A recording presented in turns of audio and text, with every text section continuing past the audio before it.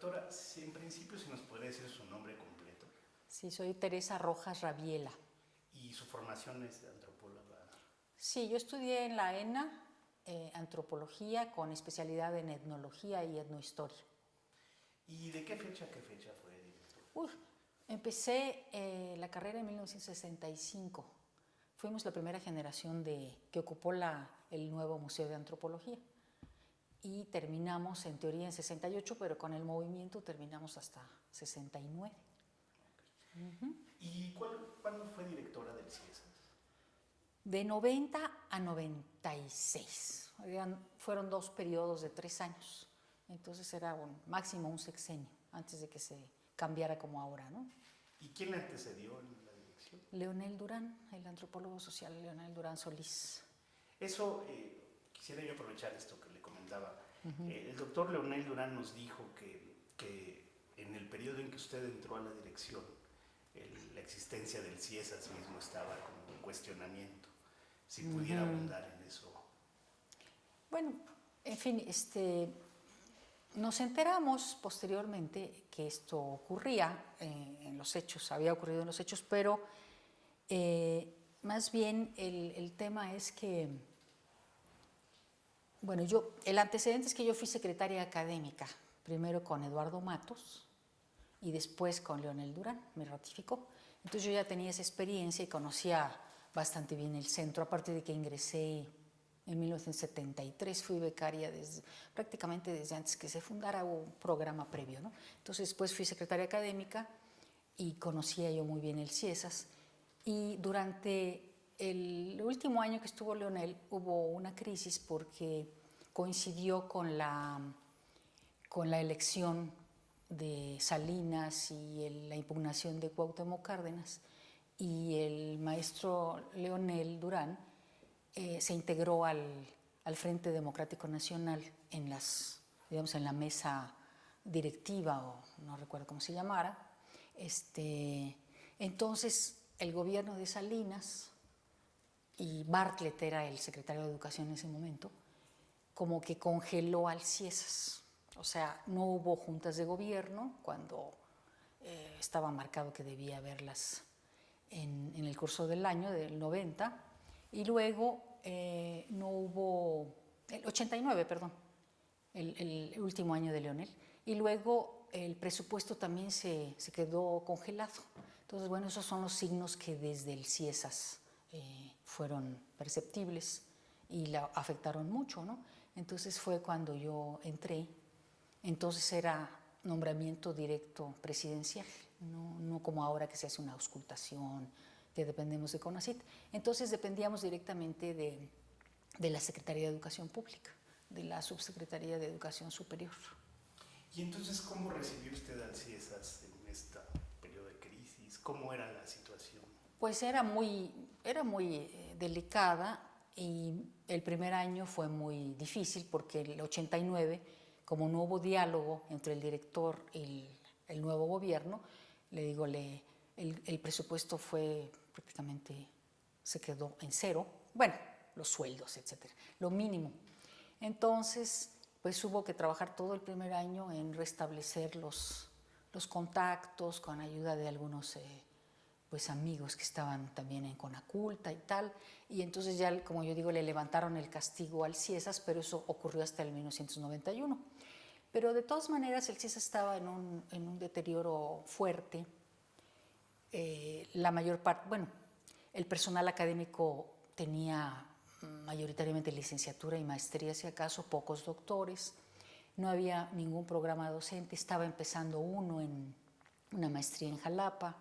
En fin, no teníamos instalaciones en todos los CIESAS que entonces existían ya, eran instalaciones alquiladas. Aquí en Tlalpan, en la casa que se llama ahora de las Campanas, es la que ocupábamos, y la Casa Chata, pero la Casa Chata se había caído el techo, en fin, era un poco podemos hacer un símil, ¿no? Que la Casa Chata se parecía un poco a cómo estaba la institución, bastante, con muchos problemas, pero con un personal académico muy activo, de todas maneras, pese a la crisis, pues la gente seguía trabajando bien, y en fin, eso fue lo que lo que finalmente son mis compañeros, ¿no? Entramos muchos de nosotros desde el inicio o a lo largo de los años, así que tenía yo la ventaja de que los conocía muy bien los problemas, entonces entré con un plan de trabajo muy específico y muy puntual que logré en la gran mayoría de los puntos llevar a cabo, y a lo largo de los 6 años, que ya como al quinto había yo casi terminado, pero bueno, el periodo fue de 6 años y ya después me pude incorporar perfectamente a las labores de investigación. Entonces sí fue una dedicación pues casi al 100%, como debe ser.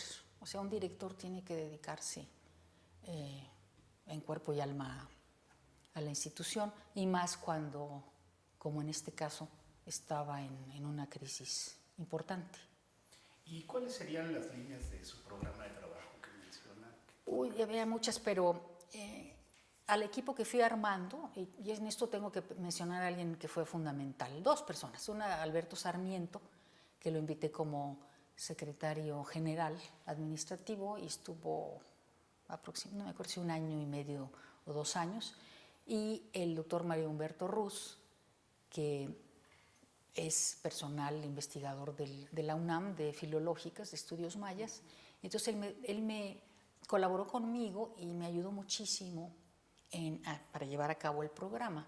Entonces, porque él es una gente muy dinámica, muy inteligente, que me abrió incluso pues el espacio con varios grupos de investigadores que a veces, por la historia que yo tenía en el propio CIESAS, no estaban como muy de acuerdo conmigo, pero entre los 2 y los 3 realmente hicimos un equipo muy, muy bueno. Y los puntos que nos planteamos, o que me planteé yo al principio, incluso ellos todavía no habían entrado, primero mejorar las condiciones materiales. No teníamos computadoras, era un desastre, todas las casas alquiladas. Y el segundo punto era mejorar y elevar el nivel académico de todos los investigadores. Entonces yo fui entrevistando prácticamente a todos, tratando de que se fueran a estudiar a donde se pudiera. No había entonces becas, el CONACYT no daba becas para ciencias sociales ni humanidades, pero empezó ya un poquito después a haberlas. Y los posgrados en México prácticamente solamente existían los de la Iberoamericana, donde yo lo hice, y varios otros. El de la UNAM estaba también sin actividad y era todo. O sea, no había ningún posgrado más que los de la... Bueno, había los de la Iberoamericana, que fue un espacio muy importante en los años previos. Entonces, elevar el nivel académico, y empezó en ese periodo, sobre todo ya un poquito más adelante, cuando el CONACYT, ya con Salinas, con el presidente Zedillo, unos años después, empezó a impulsar mucho el asunto de las becas. El tercer punto pues era activar las publicaciones. También eran, no recuerdo las cifras, pero unas cuantas, no llegaban ni a 10. Entonces, activarlas, porque es una investigación que se hace pero no se publica. Pues el otro punto pues era conseguir una estructura administrativa un poco mayor, porque era muy, muy pequeñita y no alcanzaba ni para las funciones básicas. Entonces se fueron haciendo los consabidos trámites con SPP, que todavía existía, con Hacienda, en fin, muchos frentes. Luego los acervos también eran muy pequeños, entonces tratar de enriquecerlos. Empezaba la automatización, empezaba también el correo electrónico. Entonces el primer servicio de correo electrónico fue en el periodo inicial también. Usábamos un servicio de la UNAM. Echamos a andar un programa que ya Leonel había empezado de maestría en antropología social en el CIESAS Golfo. Solo hubo una generación, luego me lo abrí aquí en México. Un doctorado también empezamos como parte de ese programa, a activar los programas de posgrado. Se empezó un doctorado que fue muy importante y hasta la fecha es muy importante, en convenio con la Universidad de Guadalajara y el CIESAS Occidente. El CIESAS Occidente siempre ha tenido una mayor cantidad de personal con doctorado, y entonces se notaba más. Entonces se pudo echar a andar este doctorado y fue, creo que muy importante. Y así también una maestría que a la fecha sigue en convenio con el Instituto Nacional Indigenista, entonces la CDI actual, que es la maestría en lingüística indoamericana, con la idea de seguir formando a jóvenes indígenas hablantes de las lenguas indoamericanas y también atraer estudiantes latinoamericanos, que como fue desde el primer año, salieron 3 generaciones. Y la idea era formar personal para fundar el Instituto Nacional de Lenguas Indígenas, que se fundó después. Luego hacer un boletín, que tampoco había ningún órgano en que se pudiera conocer lo que se hacía en las distintas sedes. Surgió entonces el Lichan Tecolotl, la Casa del Tecolote. Y bueno, eso es lo que en principio recuerdo. También tratar de, con la crisis económica y con la falta de recursos, muchos de los investigadores dejaron de hacer trabajo de campo y se volcaron sobre todo a la historia. Entonces tratamos de reactivar la organización de proyectos colectivos con financiamiento externo. Hubo mucha resistencia al principio, pero paulatinamente los investigadores fueron solicitando dinero a CONACYT para poder integrar jóvenes a los proyectos. Entonces también eso fue otro de los puntos: proyectos colectivos, trabajo de campo. El otro punto fue que también se nos ocurrió a nosotros y que todavía continúa, el programa de becarios, para tratar de apoyar a los jóvenes. Entonces ya se perfilaba la necesidad de que tuvieran posgrado, no solamente licenciatura, como nos había tocado a nosotros, y que ahora pues ha llegado al extremo de que se pide hasta postdoc y cosas así.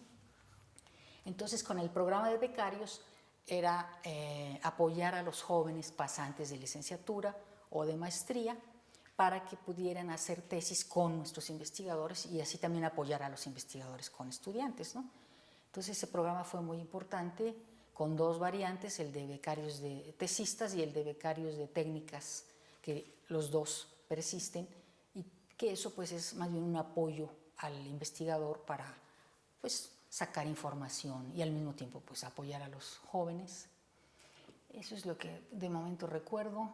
Bueno, la infraestructura que mencioné fue como uno de los puntos y creo que también conseguimos hacerlo razonablemente bien, ya que nos levantaron el castigo en la CEP y en CONACYT, en Hacienda. Pudimos adquirir aquí el inmueble de Juárez 87, el de Niño Jesús. En San Cristóbal compramos también una casa. En Guadalajara compramos la casa, que es una casa de la época de Don Porfirio, muy simpática, no sé si la conocen. En Oaxaca también compramos un terreno, que es creo que en donde ahora están construyendo. Y ¿qué me faltó? Jalapa fue algo muy importante. Estábamos todavía con el doctor Aguirre Beltrán como coordinador de la unidad Golfo, y el gobernador era Dante Delgado y estimaba mucho al doctor. Entonces construyeron en ese tiempo un área con edificios, el Congreso del Estado, y hicieron una biblioteca con el nombre de don Gonzalo, y ahí fue además la sede del CIESAS Golfo, hasta la fecha existe. Entonces se hizo el edificio y se nos dio en comodato. Entonces también, de hecho todas las unidades entonces terminaron durante mi administración con un edificio razonable, que ahora pues algunos de ellos siguen en los mismos edificios o con alguna ampliación de biblioteca sobre todo. Entonces esa meta sí se cumplió bastante bien, y la activación del posgrado, y también se revirtió pues esta tendencia de solo contar con licenciatura. Entonces muchísimos de los investigadores salieron a Brasil, a Inglaterra, a Estados Unidos, a Francia, en fin, a distintos lugares, o aquí empezaron también a reactivarse los programas en la Escuela Nacional de Antropología, en la UNAM, de tal manera, y en la UAM también, de tal manera, el Colegio de México fue muy importante, porque ahí había doctorado de historia. Por ejemplo, el doctor Escobar, Antonio, hizo su doctorado ahí, y otros muchos. Entonces, Gracias a eso se pudo entonces también revertir la cantidad de licenciados, que teníamos mucho, se convirtió en la misma cantidad o un poquito mayor de doctores al final. Y aprovechamos también la coyuntura, bueno, diríamos, no me lo ha preguntado, pero mi periodo estuvo dividido en dos trienios, pero en un momento dado, cuando hubo el cambio del presidente Salinas al presidente Zedillo, que me tocó, la SPP había desaparecido poco antes y a Zedillo lo habían mandado, no sé si usted puede acordarse, lo mandaron a la SEP. Entonces, pasó que CONACYT, el Consejo Nacional de Ciencia y Tecnología, formaba parte de SPP. Entonces, cuando se hizo esa reforma en 89, el CONACYT pasó a la SEP. Y en la SEP se encontró Zedillo como secretario, que había como más o menos 15 centros de investigación, entre ellos el CIESAS, y 15 centros de investigación científica y tecnológica, sobre todo, eran de CONACYT. Entonces, de repente hubo aproximadamente 30 centros de investigación científica, social y tecnológica en la SEP, bajo el CONACYT. Entonces se creó el sistema de centros SEP-CONACYT, que antecedió al actual, que ya no es de SEP, ¿no? Entonces nos tocó esa coyuntura en mis 2 últimos años y fue muy positiva porque pudimos conocer las actividades de los centros similares y los que habían estado en SPP pues tenían mejores condiciones, mucho mejores, porque estaban en la fuente del dinero, ¿no? Entonces ahí empezamos a ver con las pláticas, había el director de CONACYT era Fausto Alzati, que tiene mala fama, pero que realmente en combinación y en mancuerna con el doctor Yacamán, pues hicieron programas muy buenos para la ciencia, que muchos de los cuales todavía persisten y han funcionado muy bien. Entonces, con ellos pudimos aprovechar entonces las ventajas que tenían otros centros, negociarlo con ellos, con la administración, y entonces mejorar. Por ejemplo, los centros que habían sido de SPP tenían algo que se llamaba el factor de descentralización, que era todos los investigadores que vivieran fuera de la Ciudad de México tenían 1 o 2 salarios mínimos más como salario, en fin, ese tipo de cosas. Empezaron también las becas al desempeño académico y unos programas también muy importantes que nos sirvieron para reclutar nuevo personal con doctorado, que son el programa de repatriaciones y retenciones.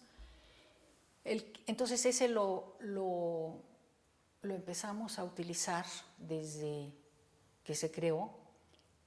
El problema es que no había muchos antropólogos que repatriar porque el CONACYT durante años no dio becas para antropología ni sociales. Pero gracias a contactos de los propios colegas, empezamos a localizar jóvenes que estaban terminando su doctorado en Canadá y en Estados Unidos, básicamente. Y entonces usamos el programa y empezamos a repatriar. Algunos de los que están en Occidente, Guadalupe Rodríguez, Magdalena Villarreal, Gabriel Torres, y luego a sureste llegó Gabriela Vargas Cetina. En fin, también con eso pudimos como ir elevando el nivel del personal simultáneamente a que otros estaban haciendo sus posgrados. Entonces se dio podríamos decir, un brinco muy considerable, muy importante en la formación del propio personal, simultáneo a todas las demás cosas, ¿no? Así que, pues, eso es de momento lo que me planteé, no recuerdo otras cosas, pero bueno, en biblioteca también crecieron los acervos muchísimo. La biblioteca Aguirre Beltrán nos sirvió como de punto un punto que estimuló también el crecimiento de los otros acervos. Por ejemplo, incorporamos en la biblioteca Aguirre Beltrán el fondo Guillermo Bonfil y otro fondo de Jesús Sotelo Inclán, de cosas agrarias. Entonces, esto pues estimuló finalmente toda la vida académica. Otro punto, ahora lo recuerdo ya, fue empezar a hacer presentaciones de libros que casi se habían dejado de hacer, y luego cursos y seminarios como los legendarios del CICINA y del principios del de la institución. Entonces recuerdo, por ejemplo, que vino Teodoro Shanin para un curso sobre el campesinado, Jan Miller nos dio también un cursillo, vino Jacques Legoff con un curso fantástico que dimos en el patio de la Casa Chata, porque no teníamos auditorio, como hasta la fecha no tenemos, ¿no? Y bueno, muchas otras personas del propio CIESAS, en todos los CIESAS, empezaron entonces a invitar gente y a reanimar la vida académica. Entonces, de nuevo el CIESAS volvió a tener una presencia nacional e internacional, firmamos convenios y con esto pues también empezaron a llegar profesores invitados, investigadores de otros lados. Entonces, bueno, un poco se configuró lo que posteriormente, pues ya en el final de mi periodo, en 96, y ya después entró el doctor Loyola como director, pues él pudo continuar la tarea, creo que muy bien. Yo simplemente le dije, mira, esto ya, este coche ya está caminando, entonces, o tren. Ahora lo que necesitamos es más dinero, porque no hay suficiente dinero para apoyar a los investigadores, para congresos, sobre todo para trabajo de campo.